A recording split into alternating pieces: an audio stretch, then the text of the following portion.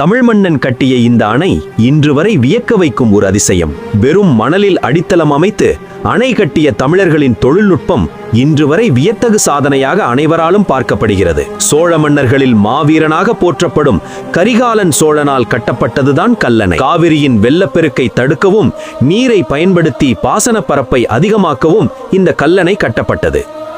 கல்லும் களிமண்ணும் மட்டுமே சேர்ந்து கட்டப்பட்டது கல்லணை. கல்லணையை கட்டி முடிக்க 30 ஆண்டுகள் எடுத்தன. அதற்கு காரணம் 12 அடி ஆழத்திற்கு கீழே பாறைகள் ஒன்றன் மீது ஒன்றாக அடுக்கி அணை கட்டப்பட்டது. அந்த பாறைகளின் இணைப்புக்கு களிமண் மட்டுமே பயன்படுத்தப்பட்டது கூடுதல் சிறப்பு. ஏறக்குறைய 2100 ஆண்டுகள் பழமையான இந்த கல்லணை இன்றும் காவிரி வெள்ளத்தை தடுத்து நிறுத்தி வருகிறது. தினம்தோறும் ஏராளமான பொதுமக்கள் பல ஊர்களிலிருந்து வந்து கல்லணையை வியப்புடனும் ஆச்சரியத்துடனும் பார்த்து செல்கின்றனர்.